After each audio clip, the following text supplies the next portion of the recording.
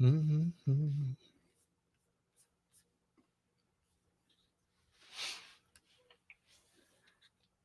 And we're off to the races.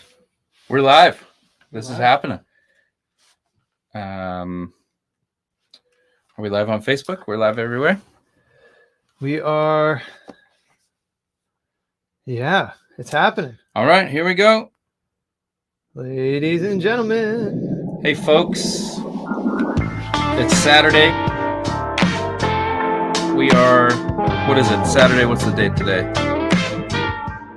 February 6th, 2021. This is Karate in the Garage. Featuring your hosts, Joe and Dave Landers from Brothers Landers. Welcome here. Hey! We're hanging out on the internet. And we're doing it in person today. Yeah.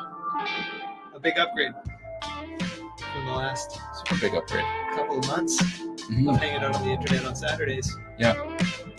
Which is really great. We'll talk about that. We'll explain why we're doing this in the flesh again. Yeah, we will.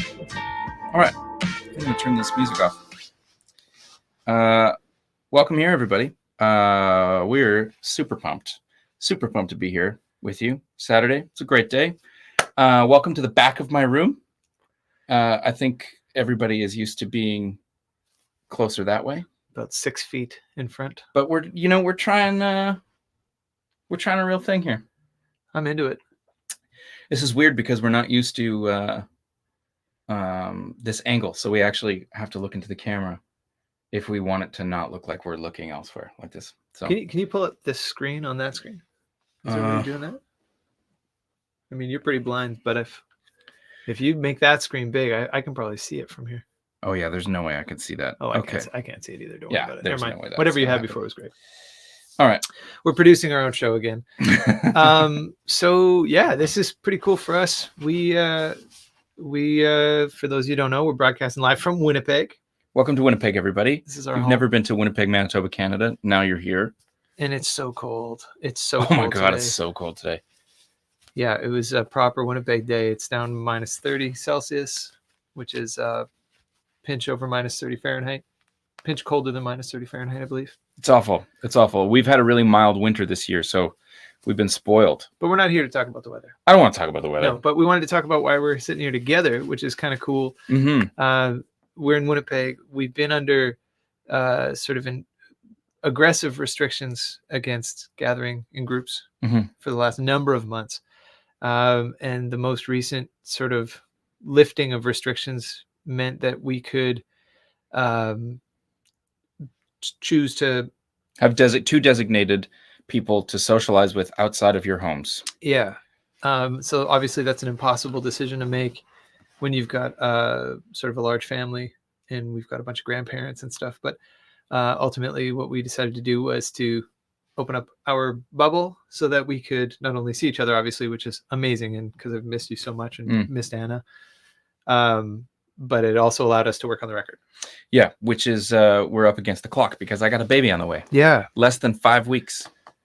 5 weeks minus 1 day. 5 weeks, 1 day. Wow, that's crazy. So today was your baby shower. Today was our virtual baby shower. We haven't, we're going to do, for all the people who gave gifts and sent videos and advice and all that, we are going to do a video in response to that, but we haven't done it yet. But thank you. If you helped us out, thank you so much. We really, really appreciate it. It goes a very long way. I'm going to go plug in the camera so it doesn't die. Oh, that's smart. That's wise. You're going to leave me here. Yeah, so we figured we'd jump in, and today we would talk about whatever you want. I mean, we're here to answer questions and chat with you guys and see how you're doing.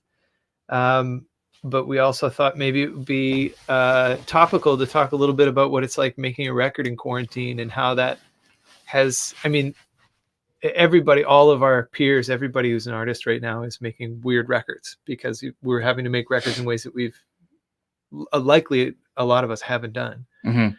But I thought that might be interesting to talk about how it's sort of affected our process, because it's been very different making this record because of an inability to get together in the same room. Yeah. So maybe you want to talk about like how we've made records in the past. Yeah, cool. So I mean, we've actually had um a pretty specific process for making records, and it always starts with writing a batch of songs that we really like, and then I think anybody who knows me and knows um, my slash our music know that I am super into chords, and so um, making sure the song is finished involves making sure the harmony is where I want it to be, where we want it to be, making sure that the harmony reflects the story of the song, and then the arrangement, of course, as well. But we're not super huge on pre-production. No, We never have been. never have been, and I think on this record we kind of attempted to do a little bit more pre-production than we've done in the past. But generally, that just we get together with our producer Murray, who on this project actually is our co-producer, which is pretty cool. And we talk through the tunes, make sure that the arrangements are good. Murray is so good at, we interviewed him a couple of weeks back, but he's so good at making little tiny adjustments to things that just kind of get them finalized, get them feeling good. So we go through that process. Once the songs are in tip-top shape, harmony's there, arrangement is there, lyrics are there, melody's there. Then we go into the studio with a band and we cut bed tracks. And we then start to piece together the tune as soon as bed tracks are done. So that's like rhythm guitar, bass, and drums. Mainly our goal is to get finished bass and drums together. It's really important that the bass and drums are done together. Yeah, and every record that we've done, or sorry, the records that we've both been a part of, which is Let It Lie, Whiskey, 87, and also the Undercover Brothers record, we're all done that way, where we would sit and we would get the bones of the song. And Hindsight was recorded that way as well. It was too. Yeah. Right. Yeah. With different band, but different band. Yeah. So that like I didn't realize how like when we went into this record and I knew that we would be making it differently, I knew that it was going to be different. What I wasn't prepared for was how far out of my comfort zone it was going to take me to not be working off of a foundation that is bass and drums. Yeah. And that kind of threw me for a loop. And it's still, I find it's still like, as now we're revisiting these songs again, after having basically 3 months off. Yeah. Coming back and finding just like how different that process feels when the foundation of the song is not as settled, and that's a thing that can move and change. And like we've now cut, probably for a lot of these songs, we're on like the third take of bass parts. Yeah. And every time it's like a different sound, it's a different approach. So these songs, like, well, and we started like the first batch of tunes, it was at a different time, and we had our friend Emmett Van Etten come in and play some drums, and we got all these great bed tracks, but some of the arrangements weren't right, some of the tempos weren't right.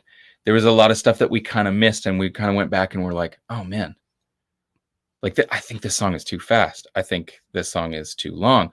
So we ended up having to kind of go back to square one on a bunch of the tunes. And then at that point, when we decided that was going to happen, we were in a much more significant lockdown, and getting together to record bed tracks was just not a possibility. So then we thought, well, what do we do? Yeah. Because when Emmett came to record the first batch of tunes, or sort of basically our first try, when he came in to do that, we were just on the cusp of it feeling kind of sketchy. Yeah. Like I remember being like, we have to be prepared to pull the plug on this, because things are starting to get out of, and like luckily that was before things really ramped up and got out of control. But it was like shortly after he flew home that it was like things really clamped down. Yeah. Oh, brothers. Oh, man. Get out of here, man. Cut to music. Cut to commercial. See you next week. So, but I think it's like, and even sitting here talking about it, because we've been busy working on it, but I don't know that we've sat back and sort of analyzed how different and how strange it is to make a record this way. Yeah. But I think that's the thing that comes back to me. I keep coming back to is like, in the past, when we've made these things, we settle on the heartbeat of the song being the rhythm section. And we go, okay, that's it. That's your concrete foundation. Yeah. We're going to build from there. Come hell or high water, that's our zero mark. That's our like our level. Yeah. And this process has been so different because that's just not the case.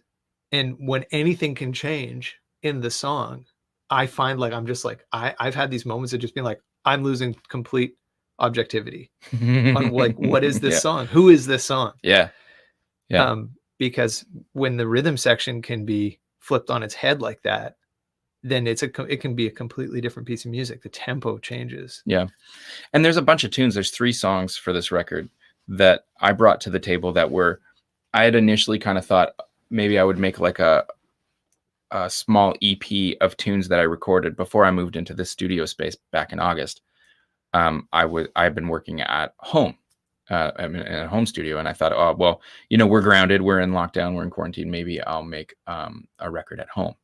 And so I got started on piecing together these tunes for this sort of like, I play or program all the instruments on the record. And so they have a decidedly different identity than some of the other tunes on the record, and certainly compared to some of the other music we've released. So that's been challenging to try and find, how do we take these tunes, which were basically almost fully formed by one person. I played everything, I mixed everything, I recorded everything, and how do we walk it back so it feels like a collaborative effort between the two of us? Because that's something that's really, really important on this record, on all of our records, is that this feels like, this is music that you and I have made together, and our sound collectively is different than our sound on our own. When you finish a song completely on your own, it sounds totally different than when we finish a song together, and same with me. So it's, how do we take these tunes that basically are already formed and bring them to the table as this collective thing that we do together? And that's been challenging, but we're getting it. We're figuring it out. Yeah, we are. And it's been good for me specifically. I think it's good for all of us, but I mean, like, it's true when you pull yourself out of your comfort zone. That's where a lot of growth happens, and I'm finding that already, just like in terms of production and stuff. I did have something I wanted to sort of backtrack, because I just want to make sure that the audio and stuff is okay. We didn't even check at the beginning. Oh yeah, do we sound okay? Can you guys let us know in the comments if are we loud enough? Are we too quiet? Are we too loud? Is it I don't know. Taking your head off? Are we obnoxious? I never know how when you're recording, there's a pretty specific thing that you do. You read the meters, you make sure everything's metering properly. Yeah. And it tends to be where things metered normally for recording tends to be a little hot, but I don't know where that is in the digital world. Our friends on the internet will let us know. They will let us if know. We sound terrible. We got a lot of musicians in the house, so they can be objective. If anybody's got an SM7 they want to sell me for cheap, I need one more. Yeah, we're one shy. We're one shy. Just to backtrack a bit, Indie Game Dev is asking, what is pre-production, like planning the workflow? Yeah, effectively. Yeah. So pre-production would be exactly what it sort of, I mean, it might not be obvious. And so it's a great question, but pre-production means everything that happens before you actually go into the production of the product. So we basically put the songs out on the table in as simple a form we can. And normally when a song is finished for Dave and I, it looks like an iPhone memo that has the complete tune with the complete set of changes, the complete arrangement, melody, and lyrics. Yeah, it's pretty simple. It's pretty simple. Normally just an acoustic guitar. Yeah. Some of the songs, like I said, came to the table more fully formed, but that's because I kind of was trying to put this sort of EP thing together. So pre-production for us is that. For some bands, it's like literally like everybody gets in the room, you decide what you're going to play, what parts you're going to play, what pedals you're going to step on and when, and it's basically like rehearsals for the record. We are much more fly by the seat of your pants, and I don't think there's one way is better than the other. We just love to improvise. Yeah. And part of the magic for us, and for me, the thing that I love the most about making music is getting into the room and just hearing what everybody's going to do, because it's going to change what I'm going to do. So I might go to the table and with like, I want to play this part with these inversions and this sound, and then I hear what Dave's playing and go, okay, well, that's not going to work. I have to change. So, that's what pre-production looks like for us. It's just kind of getting the bones together, the foundation ready. Yeah, for sure. And I think we're so interested when we go into the studio to make a record. I think one of our big goals has always been to capture a sincere moment in time. It's not about getting the song perfect. It's not about even playing it perfect. It's about capturing a performance that feels honest. I was talking about that with Paul this week on the way out the studio. Paul Yee, our engineer and very dear friend, Yeah. and also my landlord. The landlord. Yeah. I was just on my way out the door, and we had a quick reminisce about the new Lightweights. One of the EPs that they recorded, the new Lightweights, is a band. Alexa Dirks, Ariel Posen, Ryan Voth, and a revolving chair of bass players. Mm-hmm. But they put out an EP called Munson Park. Oh, it's so good. And there's a song in there called Maybe I Don't Know, and it's such a perfect example of capturing a moment in time. And it's one take, top to bottom, and it was Ariel and Alexa playing together, and then and then they overdubbed a bunch of like other guitar sounds from previous takes. They sort of recycled stuff and made some really cool ambient noises, but it's always stuck out to me as such a beautiful example of capturing an incredibly powerful performance in the moment. And no amount of pre-production will sort of prep you for that. That's like, you hope that you've done your homework and you understand your material and you know how you want to present it. You trust your musicianship, that when somebody hits the red light and you're recording, you might capture magic. Red light fever. There it is. And that was an example of catching it. And you can hear it on the recording. It's not that it's perfect, but the performance is so sincere and so honest that it's moving, and anybody who hears it can tell. Yeah. And Paul was saying, it's not that I wouldn't do things different. It's not perfect. I would have done things differently. Now I would have treated that differently. I would have mixed it differently. I would have processed it differently, yada, yada, yada. But he's like, there's no arguing that. That is great. That is really great. It's really profound. I think that's really cool. Let's go to the phones here. Let's see what the caller number 7. Yeah, you guys have any questions? Anybody with feedback on the audio? Are we coming across all right? Oh, somebody says perfect. Oh, lots of people. They like it. Huh. Well, it's not a hobby. It is a hobby. My whole life is just a hobby. Oh, so this is a real. We're going to backtrack completely, but Jonas is asking, will Let It Lie on vinyl be available in the international online store soon? Yes, they're sitting on my porch. I have to ship them to Europe. It takes a minute, especially now. Shipping is all garbage right now. But I will get them out to the store, and we will post about it once we have them in stock. I've got that. Joey's got Hindsight on vinyl in North I have 4 copies of Whiskey left on vinyl, which are about to be available on my merch store. Yeah, so keep an eye. We stocked up on records. Yeah. Long story short. You'll have them soon. They'll be available. Thanks for asking. Thanks for being interested. Thank you for wanting to spend your money with us. We really appreciate it. It goes a long way. Yeah. What else we got? No questions. No questions. No notes. All right. Well, we'll see you guys next week. This has been Karate in the Garage with Joe. The shortest one in existence. There's got to be some questions in here. Lots of nice comments. I mean, you guys saying a lot of nice things. How do I grow a beard like yours? Oh, you know what? Oh, so nice to hear. Gonna buy. Thanks, Anders. Where do you find your writing inspirations? Great question. Jeremiah Higgins. Everywhere. Life. Just living life. I mean, for us, I was thinking about this the other day. I did a little a Zoom meeting with a grade 10 music class for Nelson Mack the other day, and 2 days ago, 3 days ago. I don't know what day of the week it doesn't matter. I don't have a job. And I was kind of trying to think about how to answer this question. And I think that there's a number of different sort of types of writers, and there are storytellers, and there are poets, and then there are people like me who use songwriting as a form of therapy. I very rarely find myself wanting to tell a story for the sake of telling a story. I'm almost always writing about something because I'm trying to process it in some way, shape, or form. And there's rare exception to that, like Greenhouse, which is a song we get asked about a lot. That's an exception to that, because that's just a story. That's not our own personal experience. But a lot of the songs that we've written are rooted in things that have either directly happened to me or directly happened to you. Now, you're more of a storyteller.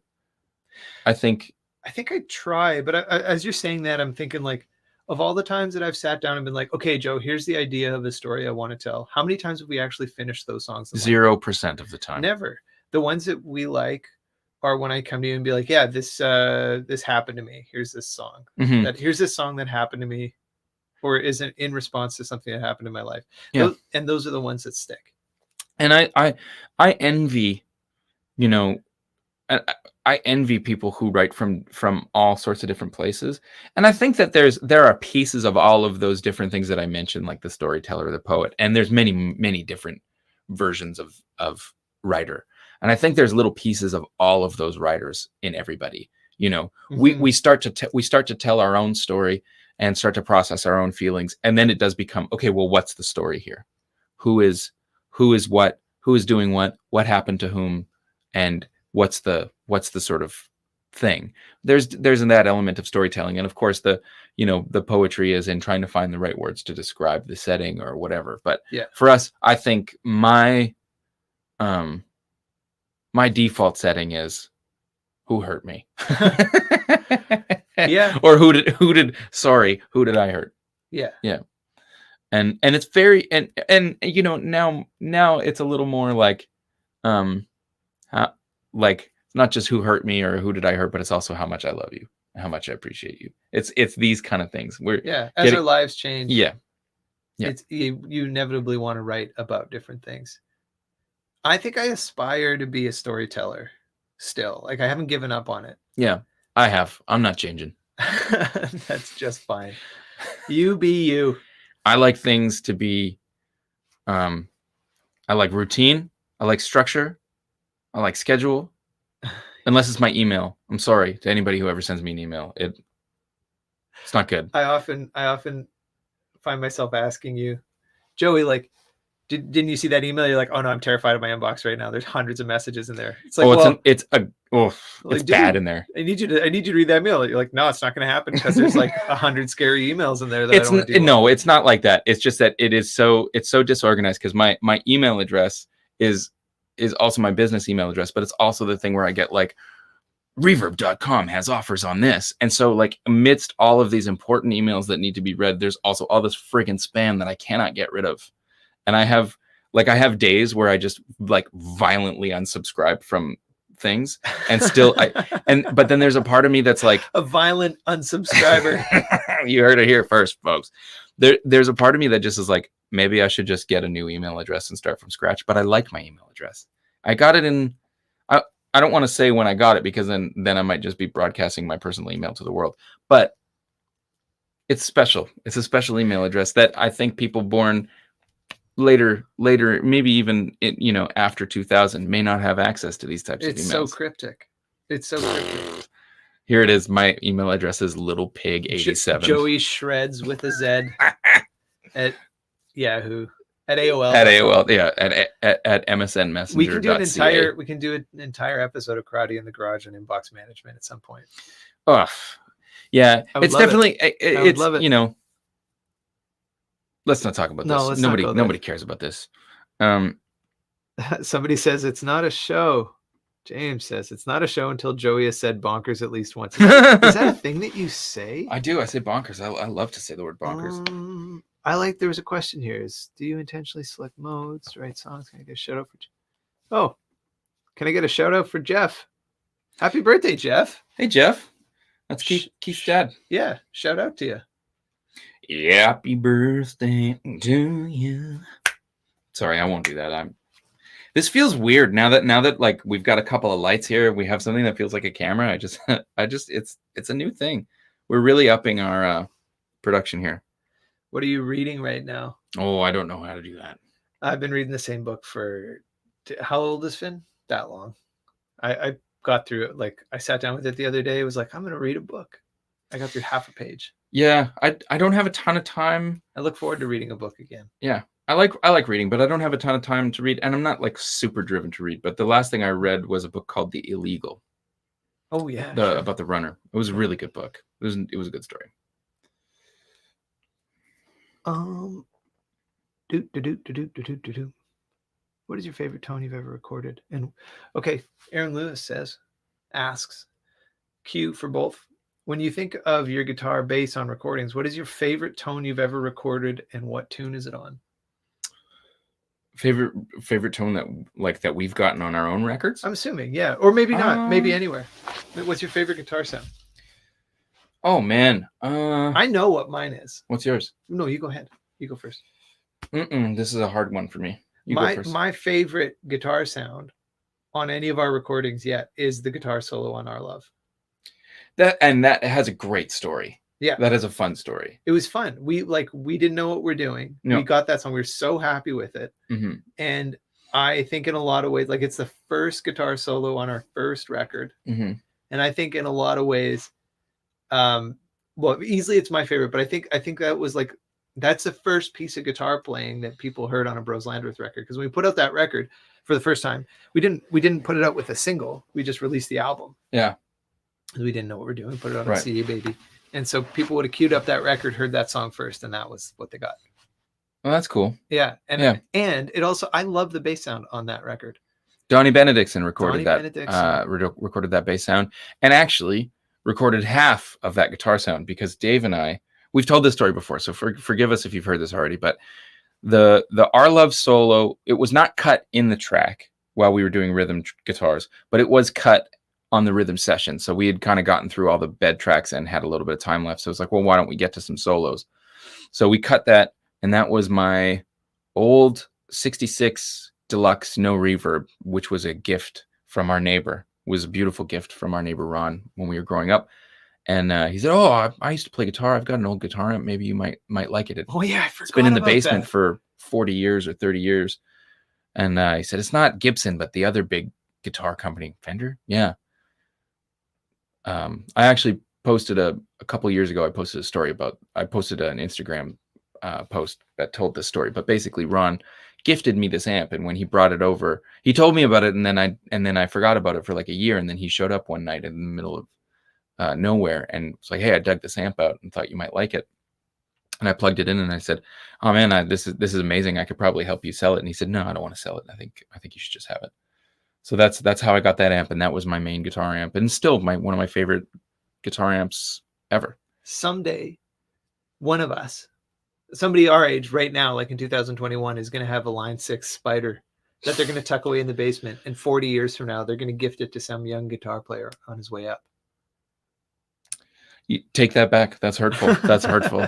I mean, I'm teasing. Line 6 makes a lot of great stuff. The Spider Valve amps was, I apologize, not one of them. It's a beautiful story. Sorry, I'm just being an idiot, but it's a really nice story. Yeah. So anyway, so the guitar solo was recorded with that amp and Ariel Posen's clone made at the time by JHS, which JHS only made while the original Klon guy was not making pedals. Interesting. And so that was that tone cranked. And then we were doing overdubs at Steve Bell's studio, which we're going to have Steve on the show at some point, which is going to be super fun. Yeah, we were supposed to have him on today, but I dropped the ball because I haven't slept since my son was born, and my brain is spaghetti. His brain is made of porridge. So we were doing overdubs at Steve's studio, and we were kind of listening to, I think we were listening a lot to the Jimmy Vaughn Out There record, which has this killer room guitar sound. But we were also listening to Colossal Head by Los Lobos. Oh yeah, which also has this wicked. But there was a bunch of roomy guitar sounds that were in our life. Bonnie Raitt Fundamental. Yeah. There's a lot of and a lot of stuff engineered by Chad Blake. Is that all engineered by Chad Blake? Fundamental was, Colossal Head was. What was the other one we mentioned? No, yeah, the Jimmy Vaughn was not, I don't think. But just like, but also the Dole Bramhall record that was released under his last name under Bramhall was Jelly Cream. I'm pretty sure was recorded by Chad Blake. I have no idea. I believe it was. Okay. So there's a lot of roomy guitars. So we were like, how can we get this sound? And Dave Zaglinski, who is Steve's manager and engineer and has produced a lot of his records, said, well, if you put a cabinet in the hallway and you point it into this corner, and then you put microphones in this corner, you get a pretty awesome roomy guitar sound. And so we put the cabinet out in the hall, and then we had no way of reamping the direct signal. So we sent it out of one of the headphone sends in Pro Tools. And it was the absolute wrong way to do it, because it was a balanced signal going unbalanced into a front of guitar. So it was noisy and it was too loud. And if you solo the room sound on there, it is horrendous. Sounds terrible. But mixed in with the solo from that Donnie most expertly recorded, it really works. And then Jason Gant, who mixed that record, also, I'm sure, worked all kinds of magic with that. But that's how that sound came together. So it's like the guitar solo was recorded in Rose Isle, Manitoba, and the room sound was recorded in Winnipeg. Yeah. And then we ended up doing that again on I Am the Fool. We did the exact same thing on I Am the Fool. The big roomy guitar sound off the top of I Am the Fool is that. I forgot about that. Yeah. I totally forgot about that. Yeah. But that's my favorite guitar sound. I think, and is also my favorite bass sound. Off the record. Yeah, that little intro off the top. Boom. I'm so proud of that. That's cool. That's the coolest thing I've ever done. Yeah, it's pretty cool. Yeah. It's like riding your bike with no hands. Like that cool or cooler. Nobody looks cooler than when they're riding their bike with no hands. Nobody. Roberta hates it. When we ride bikes and I ride with no hands, she gets so stressed out. But I can do it really well, like no sweat. So. Man, I don't mean to toot my own horn, but I can ride my hands or my bike with no hands. I don't know if she's watching right now, good but if you're watching right now, I've never fallen off my bike while riding with no hands yet. Yeah. Okay, let's go back to the callers. Yeah, take another caller here. Shout out to Dave Ramsey. How you doing? Better than I deserve. If anybody understands that deep reference, cut. I'll be shocked. This is fun. This is sort of in the same vein of what we've been talking about. Robert Lowe asks, when you started the Brothers Landreth, did you have a set sound, musical style you wanted to achieve, or did you guys just write and let the music go wherever it did? Yes to all. Yeah. But the sound that we wanted to achieve was not the sound that we made. It's not who we were. We wanted to be like a power trio. Band of Heathens. We were listening to Band of Heathens at the I time. was like something between Crooked Vultures we were listening to. Stop finishing my sentences. I can't think of what I'm actually trying to say. Carry on. Kings of Leon mixed with Muse. That's what I just was like, I want something big and gnarly. Cool. I want to wear cool clothes. We want to be badass. I want to wear my sunglasses inside. You know? And we just weren't. No. And then what came out was Firecracker. Hey, little firecracker. Greenhouse. Somebody hurt me. And that's, I mean, I can't say what people know us for because we do a couple of things. We're not like incredibly versatile, but we have a handful of different things that we do on stage, different places we go musically. But I don't think people play guitar, Faraway Eyes. Forget lyrics. Forget to step on my tuner. So no. Forget to step off your tuner. Dave's number one pet peeve is that Dave doesn't know how to pedals. And so he'll turn on his tuner and then go to the front of the stage to rock. And it's just like, hey. And there is nothing. There's nothing more anticlimactic. And he's been doing it for 10 years. Yeah. I still do it all the time. And it's just the funniest thing because you just like the band comes in, there's no bass. It's just like, meow. It's true. And you look at me and you just look you don't look angry. You just look disappointed. Just look disappointed. And that's a note for bass players. Whatever you do, don't stop playing. Yeah. I would rather hear you play every single note in the wrong key than to hear you stop playing. Because if you stop playing, there's nothing more hurtful than you could do for a lead singer. There's a place for it. When it's supposed to happen. Musically, yeah. Yeah. Like don't cease to stop playing, which is a double negative. But like don't continue to play through an entire set like in between songs. Oh yeah, I don't mean like play bass solos all night. I just want to make it clear. I just want to make it clear so people don't take this the wrong way and wind up like you're in the middle of if you're in the middle of Back in Black and you're just like, oh, I don't remember the bridge and you stop playing. Don't do that. No, don't do that. Don't do that. That's hurtful. Who plays bass in AC/DC? An Australian guy, probably. He probably doesn't stop playing. He plays one note at a time. Maybe it's she. I don't know. Joey. Yeah. Do you see yourself primarily as a singer or guitarist? And on which would you be more happy to be recognized? Or does maybe that not I feel like at the end of the day I'm a guitar player before I'm anything else. I think. Interesting. Yeah. No kidding. Yeah. It is interesting though, because when we started the band, I don't think that was the case. It was like maybe frontman was kind of my identity. Yeah. I didn't have a clear picture of who I was. Are you comfortable with that, or do you feel like that is something that is decided for you? Or is that how you see yourself, or is that how you think people see you? That's a wicked question. I think I probably see myself. Oh man, that's hard to answer. That's really hard Yeah, to yeah. answer because I feel just at home like arranging background vocals. That's another thing that I really love to do and feel And you're very, very good at it. very Yeah. comfortable in. I also feel really comfortable recording. Like I don't think I'm the world's greatest engineer, but I feel comfortable driving the console, you know. Yeah. Um not that I have a console in here. Who am I kidding? But you know, driving the desk. Um but I think I would quietly like to be thought of as a multi-instrumentalist, but I'm not super good at any other instruments. Like guitar is definitely the thing that I do. Yeah. So I hesitate to say I'm a multi-instrumentalist because there are people out there who literally play everything super, super, super great. Oh my God. Yeah. Jacob Collier comes to mind. And Jordan John, my pal Jordan John from Toronto, yeah, right. who, man, every time he switches instruments, you're like, ah, damn it. Oh, man.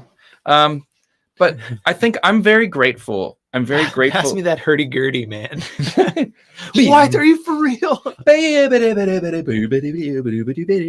That's Donnelly on Hurdy-gurdy.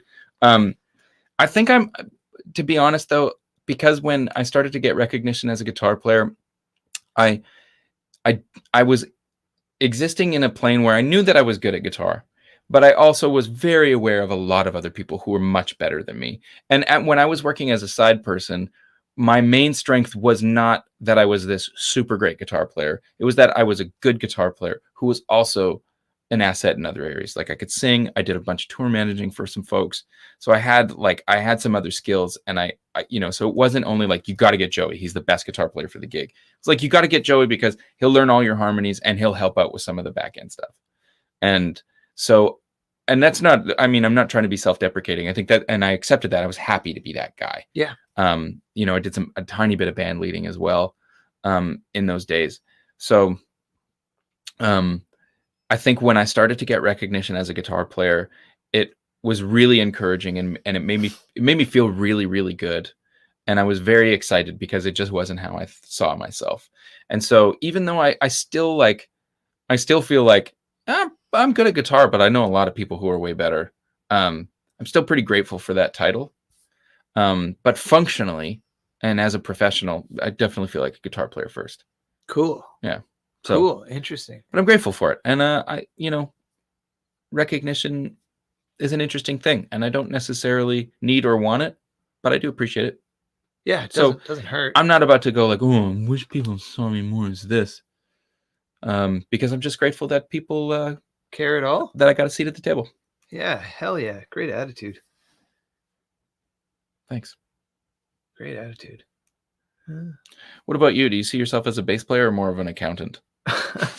Definitely an office donkey first. So an interesting thing about my brother, at the same time as being one of my absolute favorite bass players, and of course, my bandmate, my best friend, Dave is an unbelievable business person. And I love telling the story that he I don't know if it was our first tax return as the Brothers Landreth or our second one. You prepped all of our taxes and took it to the accountant, and the accountant was like, "So David, where did you get your certification?" And you were like, "School of Hard Knocks, bro." Got it on the road. But Dave is unbelievable. Like you're. Oh, you don't need to make me blush. You don't need to make me blush. This guy's spreadsheets. My God. No, I can't even say that anymore. Now I work with a team full of people that are really good at spreadsheets, and I don't care. Their spreadsheets are garbage compared to yours. Your bias. Yeah. I'm very proud of you. You're an incredibly well-rounded person, and I think the stereotypical view of a musician is disheveled the majority of the time. And you just smash that to pieces because you're so organized and on top of your shit, and also an incredibly creative and articulate person musically as well. Thanks, man. Thanks, brother. A lot of times I think you kind of have the guy who's good at business in the band or person. Maybe you turn him down in the mix. Yeah, you're just like, you know, Brian's harmonies are not the strongest, but man, that guy knows how to count a t-shirt. Oh, You know what I mean? I will tell you a story. Brian is a fictional character. That is not a real person. Yeah. I will tell you two stories. One, first, I will tell you sort of my personal anecdote, because I think it kind of fills into what you were talking about too. Because I think I whatever sort of creativity or like the real musicality that whatever that, and you know, I'm not trying to be humble or modest or anything, but like whatever I am as a musician, I really feel like I found later in life. And I think I recognize from it, like you said it best. It's like when you're surrounded by the kind of musicians that we were growing up, it humbles you, you know, like the cats that we came up with were so heavy. We're playing at such a level that it was very, like, I was very aware of the fact that I wasn't getting gigs because I was the best bass player by any stretch, because I was on a scene with Meg and Julian and Gilles and all these massive heavyweight bass players that live in Winnipeg, that you would, for everybody that's not in Winnipeg, you would just flip your lid at the players that exist here in this frozen wasteland. John Irvin and Kevin Torgelson, and the list goes on and on and on. And Paul Yee. Grew up, like, absolutely. He was one of my heroes. Yeah. So I recognized pretty early on that the thing that was getting me gigs and was allowing me to work in music was my attitude. Right. And that was the thing that, like, I consistently found myself on gigs because I didn't moan about stuff. I learned the songs as good as I could. I was prepared. And it was fun to be around, because I genuinely enjoyed it. I wanted to be there. I wanted to be hanging out with my friends. I wanted to be in the bar playing music. And I wasn't afraid to let people know. And I know that that's what kept me busy in the early days. And then later, when we started the band, I think I really sort of then let myself fall into, like, sort of being more creative and allowing myself to indulge some of those things. Yeah, it's interesting when I hear stories about like famous side people who are kind of difficult, like kind of pricks. Just like, I don't care how good you are and how many different subdivisions you can play with your hands and feet. I will not hire you if you're not nice to be around. I will not. I will gladly take somebody who's half as good as you, as long as they can do the job, if they're nice to be around. Oh yeah. You know, and I think that's an old, like, there's a, how much time do you spend on stage making music? 9 of 20. Like, I was talking about this the other day with the students that I had this class with. Like, you're probably awake anywhere from, like, you know, 15 to 20 hours of the day sometimes on a bad travel day. Sometimes you're awake for 24 hours. Oh yeah. And of those, like, remember our first trip to London? I went through that with somebody. It was like, we got like 12 hours of sleep in 7 days. In 7 days. That shit was crazy. Yeah. But of that time, you are lucky if you get 90 minutes on stage. So you have to be fun to be around. You have to be able to hang. Yeah, you got to be able to hang. You got to be able to show up in the lobby on time. You got to take care of your hygiene, like all the things that. Don't be late for lobby call. Never make a van full of people wait for you. And never. Don't eat smelly food. Don't eat smelly food. Like, nobody ever wants you to eat a can of tuna in the van. Yeah, don't be that guy. Oh, somebody says spider. Yeah, Kiva says spider. Hell yeah. Oh yeah, spider. Man, nobody pushes a band around like Spider. It is the funnest thing. That dude drives the bus. Ken Sneve, he is a Winnipegger. He's recorded on many records. The original recording of Life is a Highway. That's Spider. Damn. And the list goes on. I mean, that's just one of them. But and he lives here in town. And Loverboy, like monster bass player. And he played in a house band here for, I want to say, was it like 15 years? Called All the Kingsmen at a pub called the King's Head in the Exchange.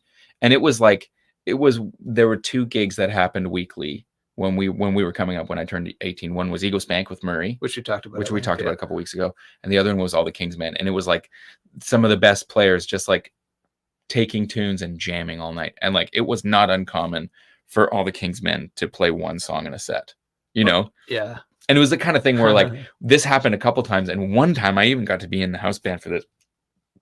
But Lenny Kravitz's band would come to town to play the arena, and his keyboard player is originally from Winnipeg. So they would come to town usually a couple days early so that he could hang with family or visit with family.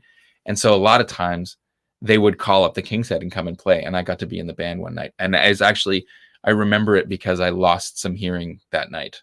Franklin Vanderbilt, I believe was the name of the drummer, was the heaviest thing ever. It was Joe Curtis. Me, Meg Dolovich, Joe Curtis, and Aaron Edgar were in the band.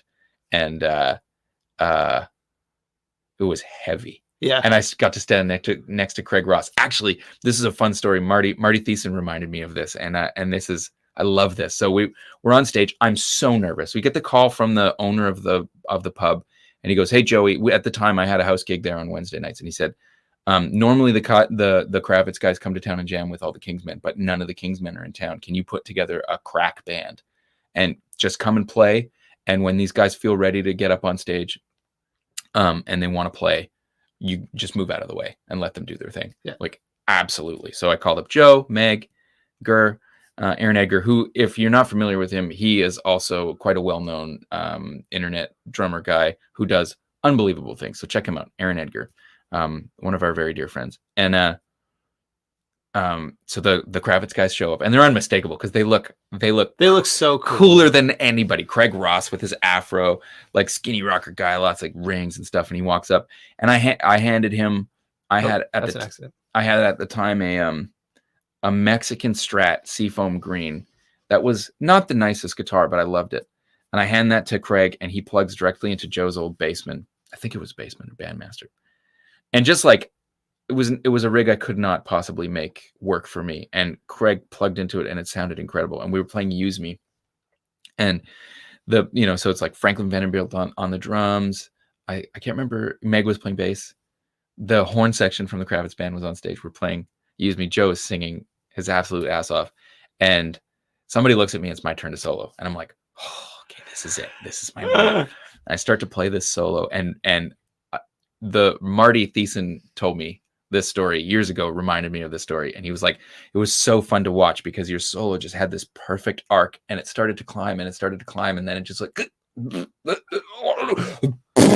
and it just crashed and burned and ended so horribly. Like I was on top of it and I was feeling good. I was playing stuff that was really exciting, and then it all just started to fall apart, and I couldn't rescue it. And I just like, I committed. It was just like everything I could do. It was just like, I'm going for it. You're going down with the ship. This bird is going down.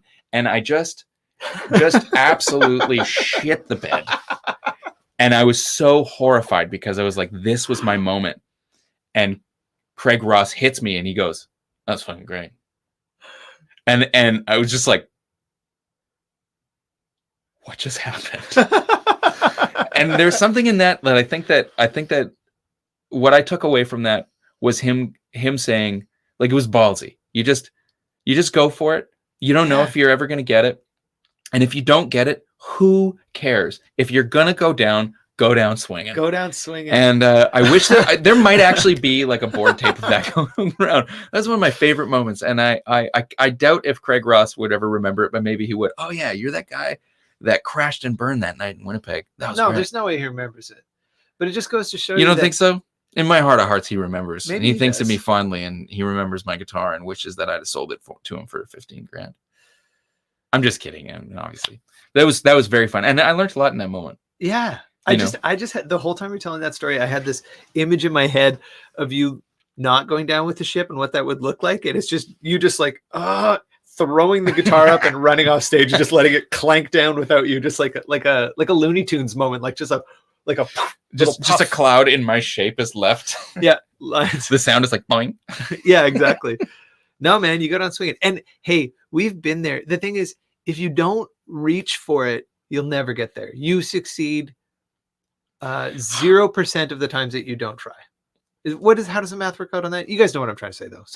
You guys understand what I'm saying. Yeah. If you don't swing for it, you never get it. But there's so much to be learned in those crash and burn moments. Absolutely. And there's like, it's not just music. It's intensity and it's intention and it's emotional. And so like, you can say so much creatively by just sticking to it. And you will never learn a lesson like that if you don't go for it. Yeah. And you will never learn a lesson like that if you just stay safe and always play stuff that you're comfortable with. Yeah. You know, I can't tell you how many times like somebody will post a video online and I'm just like, oh man, what was I thinking? But it's because every time you take a risk, there's the chance of something really great happening. I think I could even say that, like, you've talked about this a lot. Like, I don't step out very often, and when I do, they're kind of Hail Marys, you know. And I can feel the whole band being like, oh frig, here it comes. But like, it's exciting because that's also what it feels like. I can feel those moments coming up on me. Like, I'm just like, okay, something's brewing. I'm inspired. The guys are, the band is a clue. Yeah, I have such a raging clue right now. And you can feel it coming. And the thing that makes it exciting is because I'm not confident at all that it's going to work, but I just know that something's coming. It's, you know what it is. And this is something that's been kind of floating to the surface. I miss playing music so much. Oh God. Yeah. It is coming to it with like this childlike, you know, when a kid sits down at a piano and mashes at the keys, they are not trying to sound good. No, they're just exploring the territory. And there's something so magical about that. And when you can channel that sort of like excitement and that freedom, man, it's the greatest thing in the world. It's the greatest thing in the world. And yes, you will fall flat on your face. You will play clankers. Yeah. It's gonna happen. You're gonna do it in the, like, your voice is gonna crack in the middle of that vulnerable moment. You are gonna play a garbage solo. You're gonna start, man, you remember that time? You remember that time in Illinois where what was that, when we were opening up for Paul Thorne? So I do this I do this gag. I have yes, I do. I've worked really hard to develop this gag where I can sing in one key and play in a completely different key. So basically like go on autopilot with my hands and then just really try to, so I can sing a half step, a full step, a minor third in the wrong key, and play in the right key. So I've worked on this because it's a funny party trick. And every now and then, like, somebody go, oh, play us a song, and I'll start playing and I'll do this because it's funny and nobody's expecting it. So we're where was that in Illinois? It does. I want to say Champagne. No. It'll come to me. We're starting the song. We're playing I Am the Fool.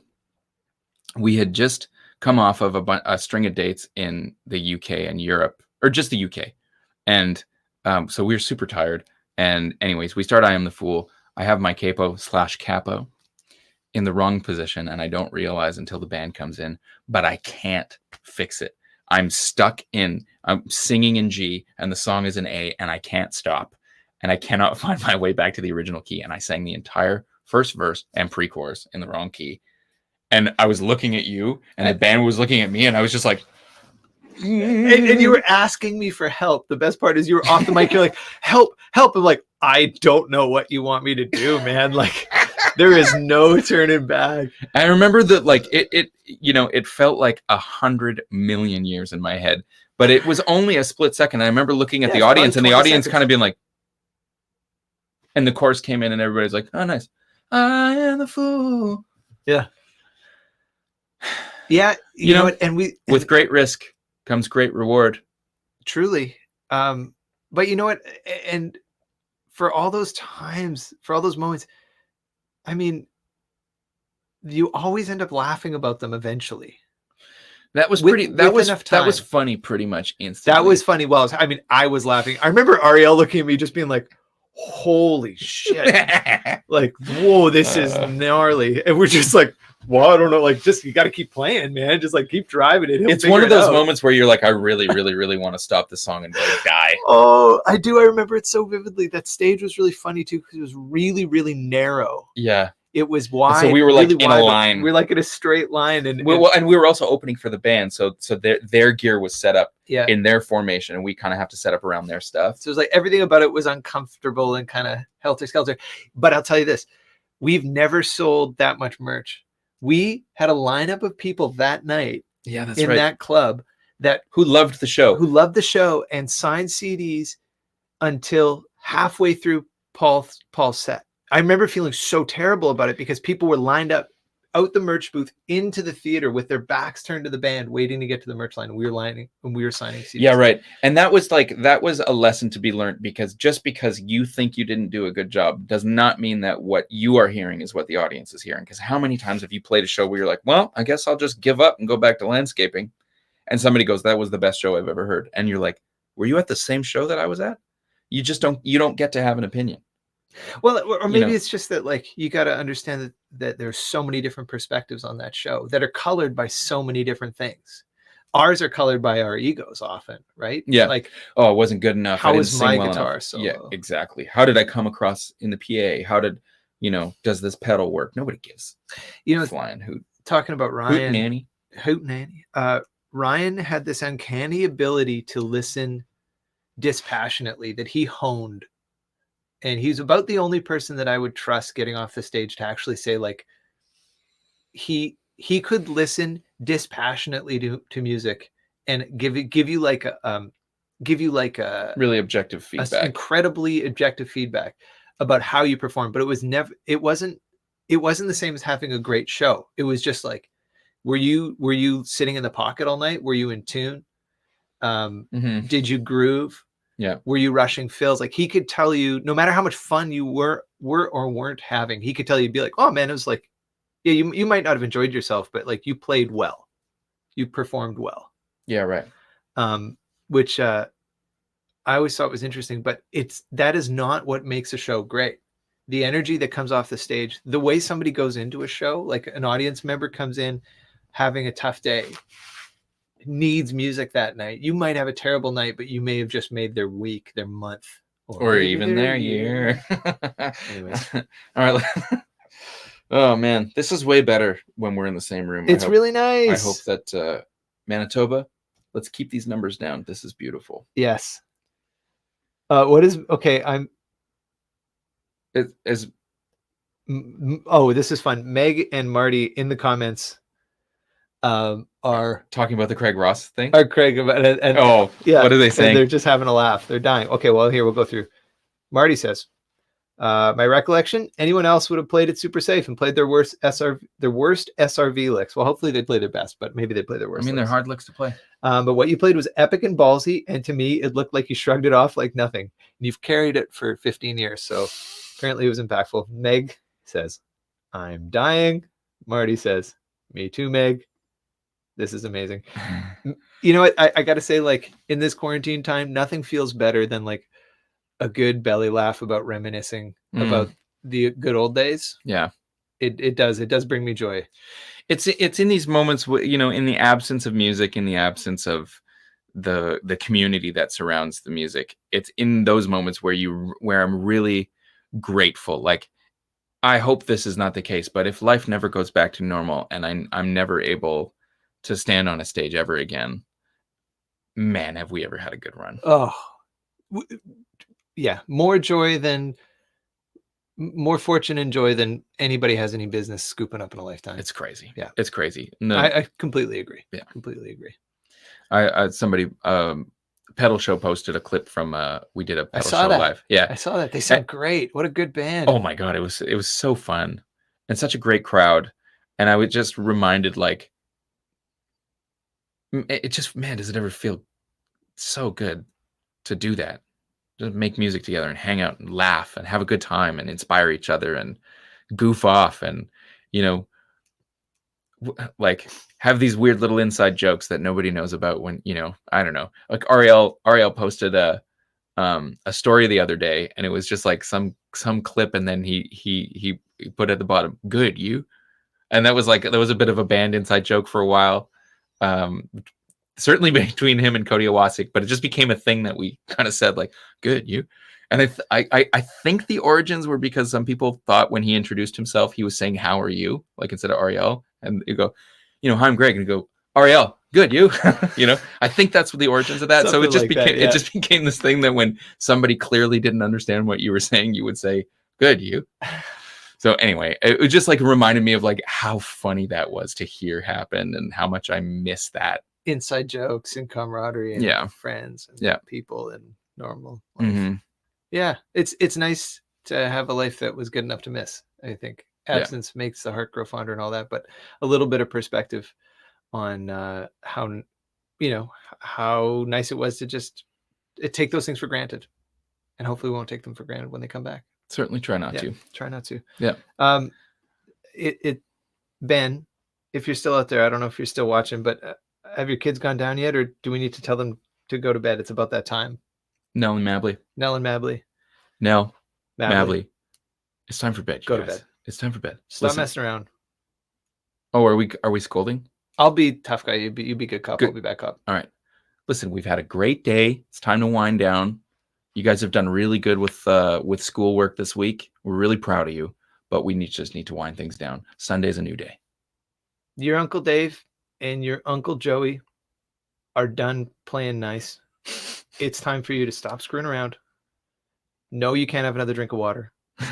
No, we're not reading another storybook. How old are these I guys? have no idea. Maybe 20? they're teenagers and this is weird. 18 and 20. Yeah. You guys go to bed right this instant. No, I'm just kidding. You're not that scary. I know. I'm not. Anyways, they might already be in bed. Who knows? Hey, this is nice. Hey, Dan, welcome to the party. Dan says, hey, Joe and Dave, just wanted to say your band is one of my more recent discoveries, and I love the music as you guys make. Cheers. Dan, Thank you. bless your heart. That means a lot. We really appreciate it. Mom, hey, Mom, how are you? I love you. I miss you. Thanks for dropping off the birdseed on my porch. Thank you also for the new birdseed contraption that replaced the old one that wasn't working. I saw that, and I am grateful. I love you. Oh, hey, I can actually see that a lot better from here than I can see it there. My eyes are bad. I got to go to the eye doctor and get my prescription. Somebody the other day, I never do this. I very rarely read the comments on videos, especially on YouTube, because people are mean on YouTube. Yeah, and this can be. This guy actually said some of the most insensitive stuff ever, and it boiled my blood. Like, I'm being serious. Like, there's never been a time when I wanted to engage with a troll, and this time I just wanted to like reach through the computer and give the guy a smack upside the head. It was so rude, the stuff that he said. But one of the things he said was like friggin' hipster and your non-prescription glasses. And I was just like, they are prescription, you asshole. I'm blind. I can't see. This isn't a fashion statement. I mean, it is a fashion statement. Like, of course it is. Everything I'm wearing right now, I'm wearing on purpose. Yeah, you know? You're not wearing anything accidentally. You didn't fall into any of these No, things. I woke up, I looked in the closet and went, today's karate in the garage. This is my Lazy J shirt that I'm wearing on purpose. My pal Jesse sent it to me. This is my Outer Known blanket shirt, which I really, really love. This too. That's Thinsulate. Thinsulate. That's warm. That's functional. No sponsorship. Well, actually, but this was it's just so insensitive. You know what? And that's why he did it. He did it to make me feel like this, and I don't like that. I don't appreciate it. And if you're that kind of person, don't do that. It's not nice. Yeah, be nice. Be nice. I'm so worked up. Internet trolls. He just didn't have anything nice to say about anybody. Bad day. He's going through something. He's taking it out on the internet.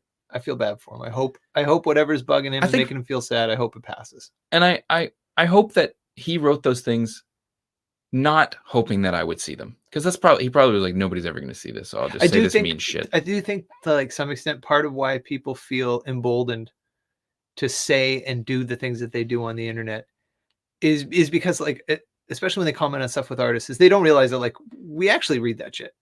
Yeah. You know, we're actively, like, we're brutal at engaging on social media, and our team and our managers are forever telling us that we need to do better, and it's because we do, and it's our job, and we should take care of it. But that's not true. We engage a ton on social media. We're not TikTokers, but we do fine.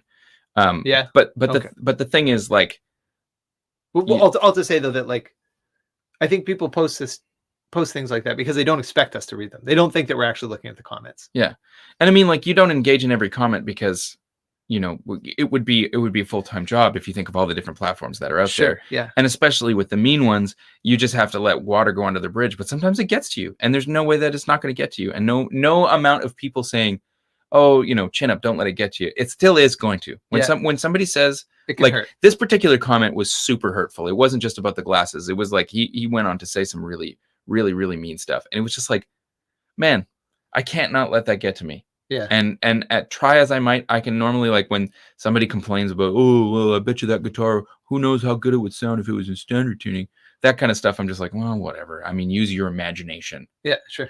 But like this stuff, it was so cutting and so Oh, mean. I'm so sorry, dude. And I just wanted to, it just made me really mad. And then it made me really sad.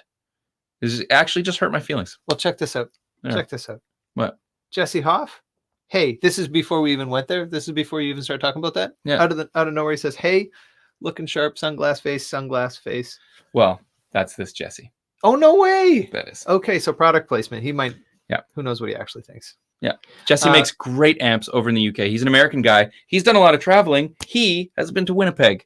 And when I met Jesse for the first time, he said, "Man, I backpacked around Canada and I spent like a whole weekend in Assiniboine Park. It was so nice." And Winnipeg is not a destination. So when you meet somebody who's been there, and when you meet somebody who's been there and had a really nice time, it is really nice to hear, because a lot of people complain about Winnipeg. Yeah, there's a window to come to Winnipeg, and it's about 4 days long in the middle of the summer. That's not true. Okay, it's 8 days long. If you keep talking smack on my town, we're gonna have issues. Have you guys ever seen? Joel Q says, "Have you guys ever seen how Dave and Ryan are Peter McKinnon and Chris Ramsey? Could defo be the same people?" I don't know who either of those people are. No, but apparently you could be those people. Are they doppelgangers? Doppelganger. Okay. Cool, Joel. We'll have to look it up. Did you try commenting? I'm just gonna look for some more questions.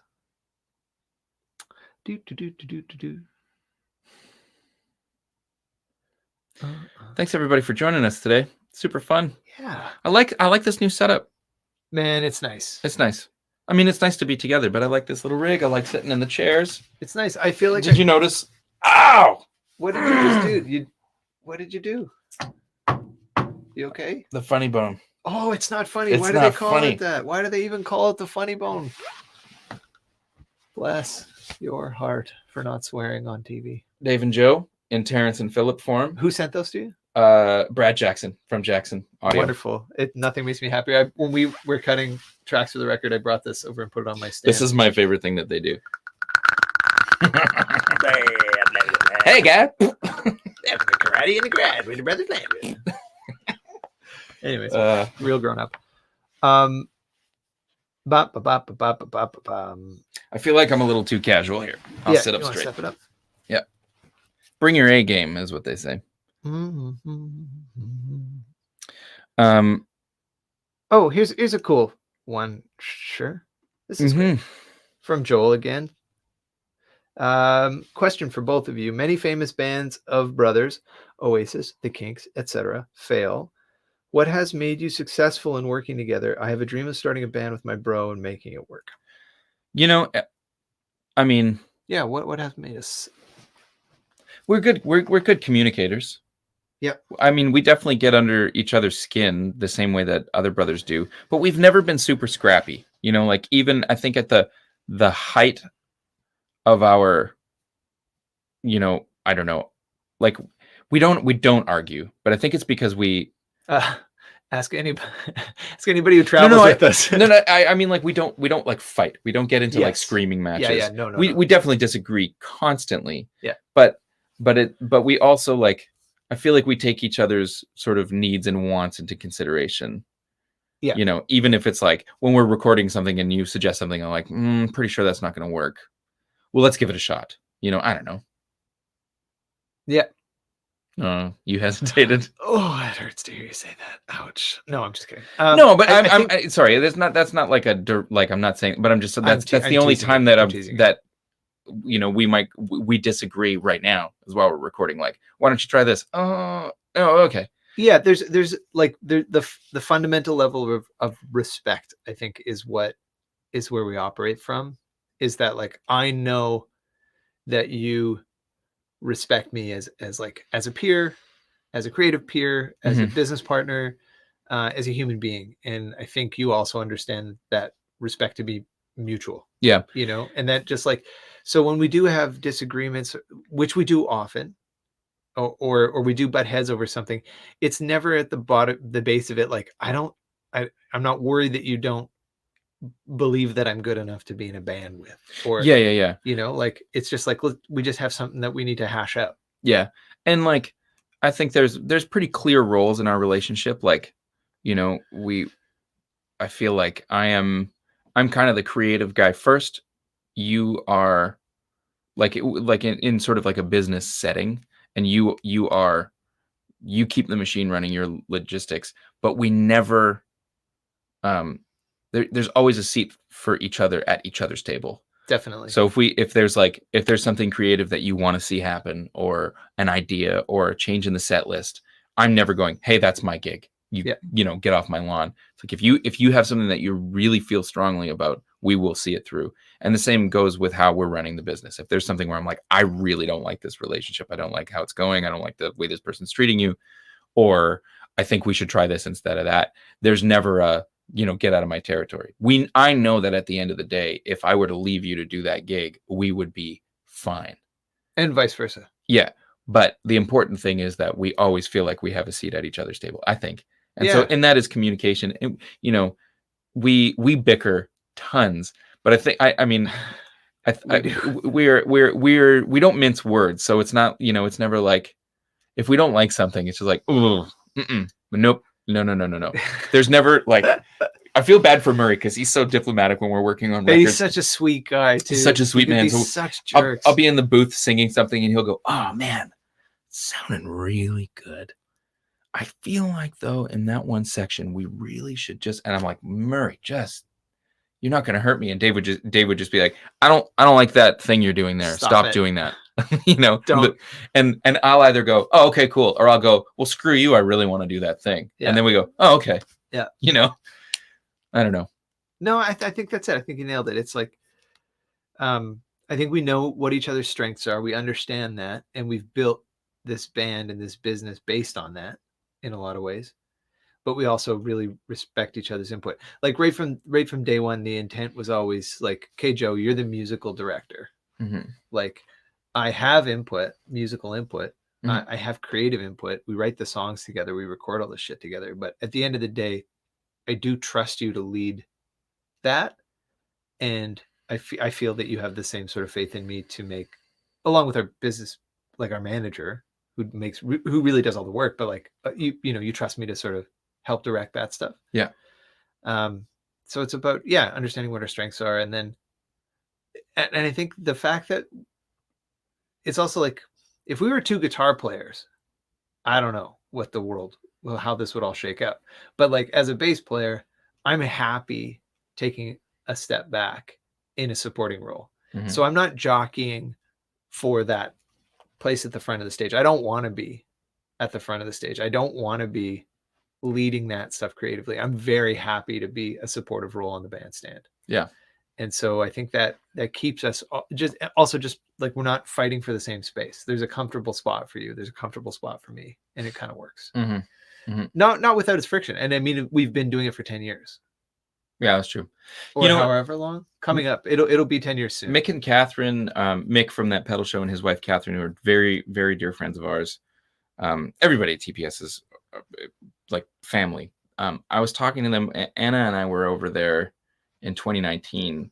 We had a little holiday and we were just talking about being married and relationships, and they have such a great partnership. Like they're a couple, but they're also business partners. They're dear friends. Like they just have such a solid relationship. And I said, like, and I mean, my marriage is also super solid and Anna and I are really great friends. I was just curious, like, what's the thing that makes your guys' marriage work?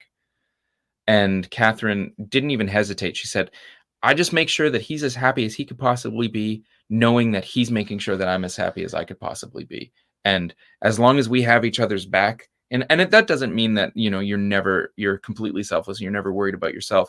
But at the end of the day, if I make sure that you have a place and you're making sure that I have a place, then there's just this sort of mutual back having that is really important. And I think that, we've talked around this whole topic for like probably 12 minutes, but I think the key is knowing that at the end of the day, you have my back and I have yours. Yeah. And it's vice versa. And knowing that, like, if everything goes all to hell, we can do this and we're solid.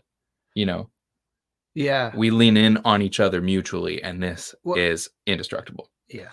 Yeah. And I mean, we've Even though weathered, you piss me off more than anybody else does. likewise. No one can Nobody can upset me get. like him.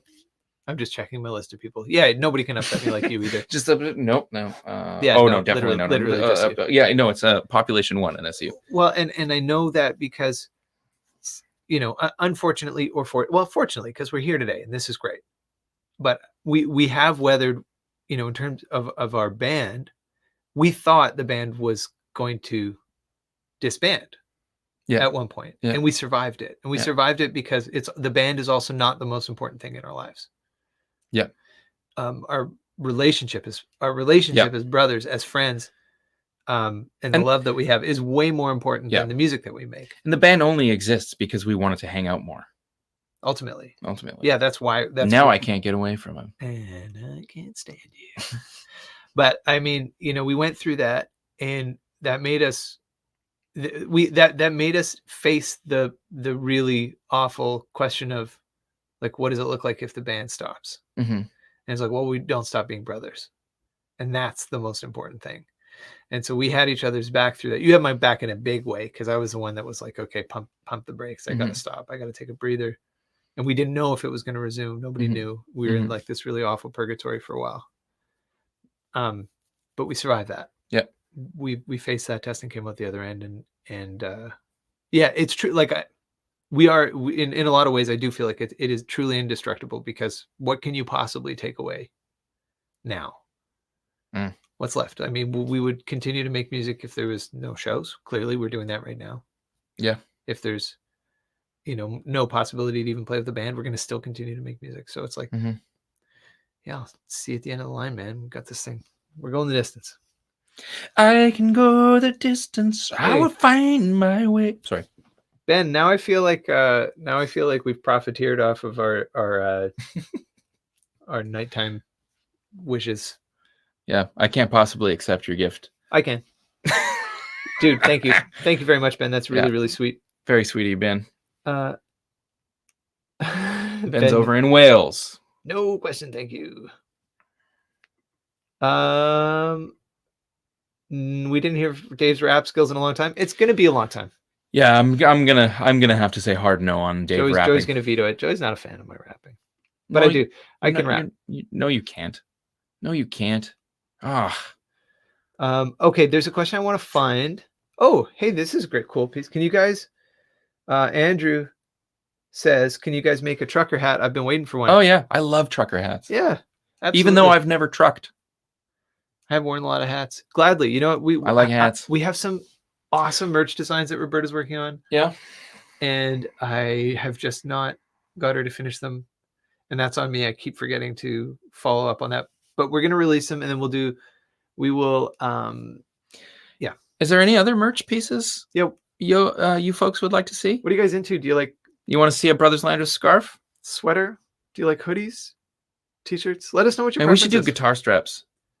Well, yeah, the guy from Moody said he would build us like really, really nice guitar straps. So we just got to reach out. Yeah. What else? I don't know. What do you Let want us to see? know. Yeah, we legit would love to know what kind underwear of merch you're into, because we want to make merch that you want to wear too. Roberto, make it look beautiful. You just tell us like what configuration. No gitch. Weird. It's just weird. Gitch is a word we use for underwear. I had a band called Gitch. There's a poster in the bathroom here.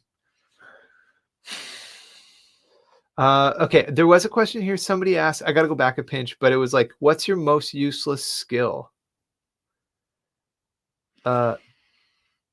Most useless skill? I mean, that's tough, because I think most skills are pretty useful. I mean, even if their setting is very niche. What's your most useful? Well, I mean, Dave's actually pretty good at penny whistle, and we never play penny whistle music. It's not useless. That's a talent. I guess if you're playing in a band that needs penny whistle, or like you need dope. to like unlock a gate in a mystical underworld. No, that's an ocarina. You need an ocarina for that. Oh, am I confusing myself with being in a video game again? Mm-hmm. Okay, my most useless skill is that I can say the alphabet backwards. ZYXWVUTSRQPONMLKJIHGFEDCBA. Holy shit, that's great. Yeah. I mean, arguably as useless as being able to say the alphabet forwards. That's true. Except for when you can't remember where a letter is, and then you have to go through the Oh whole yeah, thing. if you need to alphabetize. I think maybe my most useless skill is that I can deliberately sing in the wrong key. Can you show people? I don't really want to be honest. That's okay. Do you want me to do it? Let's leave it to the listeners. We're actually getting close to what I would call a show. So if you guys want to end this on a horrible note, Yeah, let's do it. you guys want to do that? I don't want to do it, but I'm gonna do it. Yeah. I need a guitar though. Ben says, karate in the garage, baseball tee with go to bed on the back. I'm really into that. That would be an incredibly like inside thing to do. That only people who watch karate in the garage would know that we tell Nell and Madley to go to bed. Oh my god, that guitar sounds so good. Yeah, I know. I don't deserve it. Okay, Joe, you want to play a little bit, and I'll talk us out, and then you can end it with the song and the singing out of key. Is that the note we want to end on? No, but is it the end? Is it the note that we're going to end on? We should end with it. You know, we've never played a song. You get the summons, I'll pay the fine. I know my place, you can take your time. Oh, Joe, that sounds so bad. You take the high road, I'll take the blame. Oh. Or take me in your arms, cause it's all the same. I may never see, dear, say the words you want to hear. What? Just the comment says volume down. I know. Oh, man. That's it. That's all I'm gonna do. Volume down, maybe because it's bad or just because it's too loud. Anders is often helping us with production notes, but you know that is Chris. It's not gonna happen anymore. We don't need to do that. No, that was so unkind of us. Listen, sorry. You've been so nice. Ladies and gentlemen, it's Saturday. On Saturdays, we hang out and we do this thing called karate in the garage. But sadly, it's come to an end because my kid's about to wake up from a nap and I got to get home and I got to hang out with him because Saturdays is a really great day to hang out with my kid. And that is our theme music. I want to say thanks. I want to thanks for being here. Thanks for the great questions. Thanks for inspiring, interesting conversation and giving us a chance to sort of wax poetic and philosophize about music and our careers.